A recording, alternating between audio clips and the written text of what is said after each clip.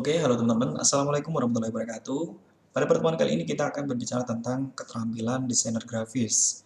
Jadi kalau teman-teman merasa menjadi seorang pemula dan istilahnya mau belajar tentang desainer grafis, saya merekomendasikan tentang teknik yang biasa saya gunakan dan saya rekomendasikan yaitu tentang teknik ATM. Jadi amati, tiru, modifikasi. Teknik ini perlu dipelajari terus-menerus ya, karena ini berkaitan dengan skill, otomatis skill itu memang harus diasah. Ketika kalian sudah memiliki banyak portofolio dan sering berlatih, otomatis kalian akan memiliki penciri khas tersendiri. Dan akhirnya ketika dituntut untuk membuat sebuah desain, kalian secara otomatis bisa membuat desain secara original.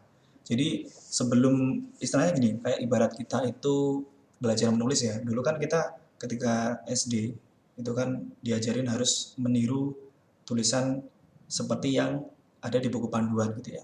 Terus lama-kelamaan kita sudah mulai menghafal, oh gini huruf A, huruf B, huruf C, dan sampai akhirnya ketika kita besar, kita otomatis punya tulisan tangan yang berbeda-beda dari satu dengan yang lainnya. Seperti itu. Jadi kita akan kupas tentang teknik amati tiru modifikasi ini satu persatu. Yang pertama adalah keterampilan amati. Di sini apa sih yang diamati?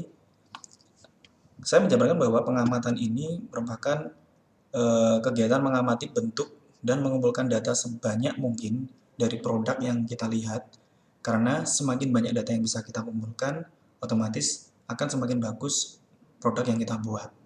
Dan intinya goal dari kegiatan ini adalah mengamati komponen dan juga konsep dari produk yang mau kita buat. Nah, di sini saya memberikan contoh, ada salah satu poster atau flyer yang di dalamnya itu kita bisa melihat ada eh, sebuah tangan ya yang menuangkan kopi di dalam sebuah gelas dan terdapat tulisan can function without at least a cup. Kemudian ada tulisan lagi di bawahnya dengan bentuk font yang berbeda dan di bawahnya ada footer David Letterman. Ya. Lantas bagaimana sih cara kita mengamati produk ini? Caranya adalah teman-teman silahkan breakdown dengan cara melist atau istilahnya boleh mencatat atau melakukan pengamatan secara sepintas. Di sini kita bisa melihat bahwa secara konsep produk terdiri dari beberapa komponen. Yang pertama ada gambar dengan high resolusi tinggi yang temanya itu adalah kopi ya. Jadi ada sebuah tangan gitu ya yang menuangkan kopi di dalam gelas. Kemudian kita juga melihat di sini kalau kita amati ada pengelompokan font itu di bawah, tulisan itu dikelompokkan di bawah, dan kita bisa melihat di sini terdiri ada dua jenis font yang berbeda, yaitu font dengan tipe sans serif dan juga serif. Dan juga ada efek bold di bagian headernya, bagian header sini, dan juga di bawah. Nah, terus kita juga mengamati untuk layout di dalam desain produk ini menggunakan layout asimetris. Kok bisa begitu? Karena kalau kita mengamati secara sepintas ini, kita melihat produk ini akan lebih banyak terfokus pada yang menarik itu adalah kopi ya. Jadi ada tangan, kemudian ada teko kopi yang dituangkan di dalam gelas. Jadi kita akan lebih lama memandang yang bagian ini dan diperkuat lagi dengan tulisan yang perataannya di sebelah kanan. Nah, itulah mengapa desain ini lebih banyak menggunakan konsep layout asimetris.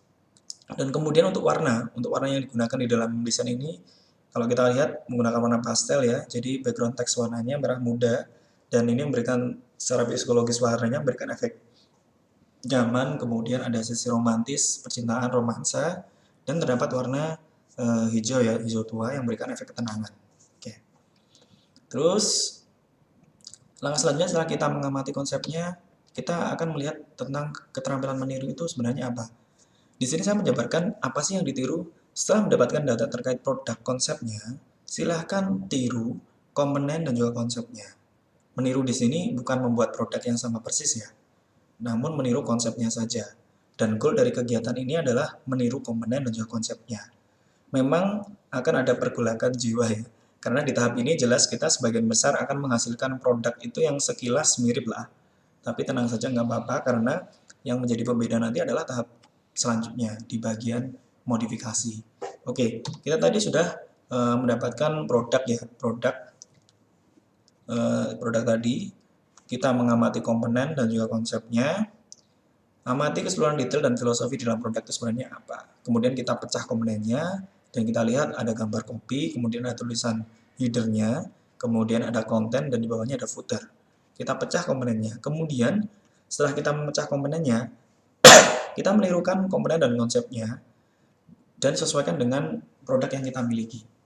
Di sini saya menirukan konsepnya, sama-sama gambar temanya kopi, cuma di sini lebih ke ada orang yang memegang kopi, kemudian memberikan efek apa ya, hiasan ya di dalam permukaan kopinya.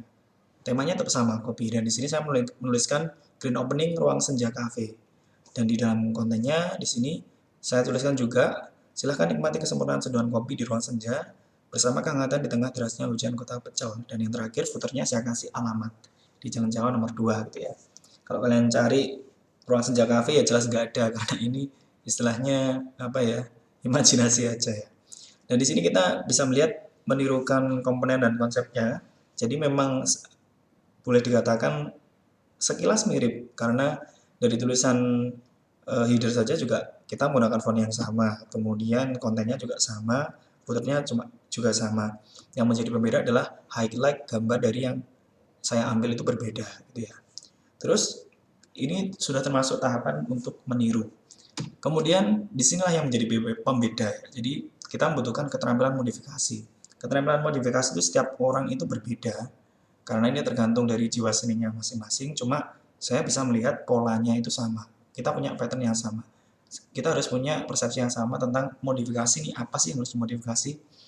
Di sini saya menjabarkan bahwa tahap ini adalah tahapan yang unik ya, di mana kita menambahkan komponen yang berbeda, sehingga produk yang kita buat perbedaannya itu cukup signifikan. Dan goal dari kegiatan ini, kita menambahi komponennya sampai konsepnya itu menjadi unik dan berbeda.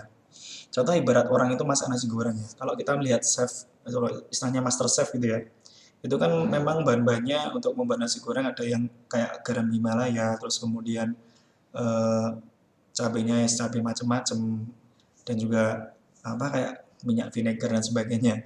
Cuma kalau kita harus meniru sama plek seperti apa yang dilakukan chef, otomatis kita kan nggak bisa.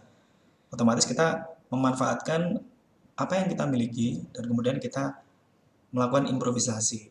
Contohnya, jika chef Juna menggunakan garam Himalaya, kita menggunakan garam beriodium biasa gitu ya. Itu tidak apa-apa. Tapi tetap rasanya teksturnya sama-sama asin. Tinggal nanti mungkin platingnya. Kalau mungkin platingnya di Master Chef itu ditempatkan ditaruh piring yang cantik gitu ya. Mungkin kita bisa di baskom gitu ya, biar lebih improvisasi. Nah, terus di sini kita akan melihat bagaimana cara kita memodifikasi konsep, atau lebih tepatnya saya memodifikasi konsepnya. Jadi setelah kita meniru komponen produknya, meniru komponen hingga komponen dan juga konsepnya itu mendekati sama, saya melakukan modifikasi, merubah elemennya. Awalnya di sini kita melihat untuk headernya itu tulisannya menggunakan tulisan tipe sans serif ya. Saya rubah menjadi tipe font serif. Kayak ini sudah merubah komponen. Terus kemudian untuk kontennya itu masih sama, kontennya masih sama. Dan untuk yang footernya saya merubah yang awalnya itu sans serif, saya rubah menjadi serif gitu ya. Jadi cuma ada perbedaan saja. Yang awalnya headernya itu serif, saya rubah sans serif. Yang footernya itu sans serif dirubah menjadi serif gitu ya. Terus kemudian dari modifikasi ini baru kita rubah layoutingnya. Kalau tadi kan layoutingnya menggunakan asimetris, kemudian titik poin fokusnya adalah sebelah kanan. Nah di sini saya merubah dan memodifikasi konsepnya menjadi lebih tulisannya itu di rata kiri. Sederhana kan? Jadi kita merubah modifikasi konsepnya itu untuk layoutnya itu lebih ke rata kiri. Nah, di sini saya merubah komponen warna, layout, jenis font, serta melakukan perubahan sesuai kebutuhan hingga benar-benar berbeda. Dan juga di sini awalnya kan produknya itu menggunakan warna pink atau merah muda ya. Dan di sini karena ini kopi, saya mengambil warna yang sesuai dengan gambarnya yaitu coklat. Otomatis untuk backgroundnya saya kasih warna coklat. Dan alhasil seperti ini konsepnya. Jadi amati komponen dan konsepnya, T itu tiru komponen dan konsepnya, dan terakhir adalah modifikasi hingga menjadi berbeda atau unik. Sampai akhirnya kita bisa melihat cukup signifikan ya perbedaannya ya. Walaupun kita menggunakan teknik amati tiru modifikasi, paling nggak di sini kita sudah membuat sebuah produk yang baru. Sebenarnya kalau bicara kreativitas itu bukan berbicara sesuatu yang benar-benar baru, karena sebenarnya eksistensi kebaruan itu nggak ada yang benar-benar baru. Semua itu cuma modifikasi gitu ya. Nah, contoh dari produk asli yang sudah saya buat ini, produk asli ini kan awalnya seperti ini kan, kemudian kita rubah, kita menggunakan konsep amati tiru modifikasi, dan alhasil membuat sebuah produk modifikasi yang konsepnya sama. Dan ini juga berlaku untuk logo, kemudian flyer dan brosur. Ini saya juga istilahnya apa ya, memberikan beberapa contoh ya. Di sini ada sebuah logo tentang Chew and Cheer, Dinner and Daily, produk aslinya seperti ini. Kemudian saya mencoba membuat logo tentang biji kopi ya, yang saya namakan 2 biji, dan juga premium roasted. Kalau teman-teman amati dari kedua produk ini, sebenarnya konsepnya sama. Jadi ada garis, kemudian ada gambar, kemudian ada garis lagi. Itu saya tiru konsepnya, ada garis, ada gambar, kita kasih garis lagi. Yang membedakan hanyalah ikonik yang ada di tengah atau istilahnya ikonnya. Kalau yang di icon produk aslinya itu adalah ada sendok sama garpu ya. Karena ini kita berbicara kopi, otomatis di sini saya merubahnya menjadi biji kopi ya. Dan kemudian ada nama Chew and Cheer, dan di sini saya memberikan nama 2 biji. Nah, ini saya merupakan modifikasi lagi, yang awalnya tulisannya itu adalah sans serif, saya rubah menjadi serif. Nah, bisa lihat ya di sini untuk tulisan D-nya ada ekornya, U-nya juga ada ekornya. Terus kemudian yang bawahnya juga sama, tulisannya tipenya itu adalah sans serif, saya rubah menjadi serif, dan agak saya perbesar untuk ukurannya. Seperti itu. Kemudian masuk ke contoh yang ketiga, ini tentang sertifikat ya. Jadi contoh yang sertifikat ini konsepnya sama sebenarnya. Saya cuma memberikan konsep-konsep yang sama. Jadi tidak ada perubahan yang cukup signifikan di sini. Secara font saya menggunakan font yang cukup sama, ya kan? Bisa dilihat ya, kita menggunakan typical font yang sans serif, dan produk modifikasi kita juga sama. Untuk layouting juga sama. Hanya saja yang membedakan adalah icon.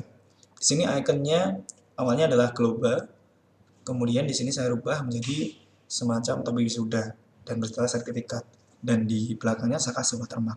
Ini sah-sah saja, tidak masalah. Karena pada dasarnya kemampuan mengamati, meniru, dan juga modifikasi ini adalah yang biasa kita lakukan ya untuk proses tahap belajar.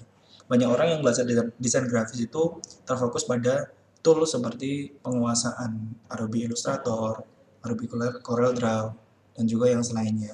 Tapi bagi saya untuk penting buat teman-teman itu memahami konsepnya. Jadi konsep ATM itu seperti apa, amati, tiru, dan juga modifikasi seperti itu.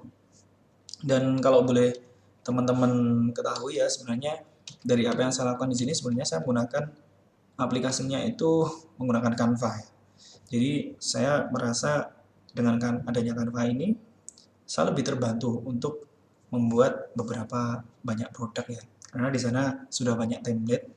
Walaupun sudah banyak template, kita bisa membuat produk sesuai apa yang kita inginkan dengan menggunakan teknik amati tiru modifikasi. Oke. Jadi sekali lagi teman-teman harus banyak latihan supaya kemampuan mengamati, meniru, dan juga memodifikasinya itu bagus gitu ya. Sampai bisa menghasilkan produk yang benar-benar berbeda dengan konsep aslinya. Oke. Saya rasa cukup, kurang lebihnya saya mohon maaf ya.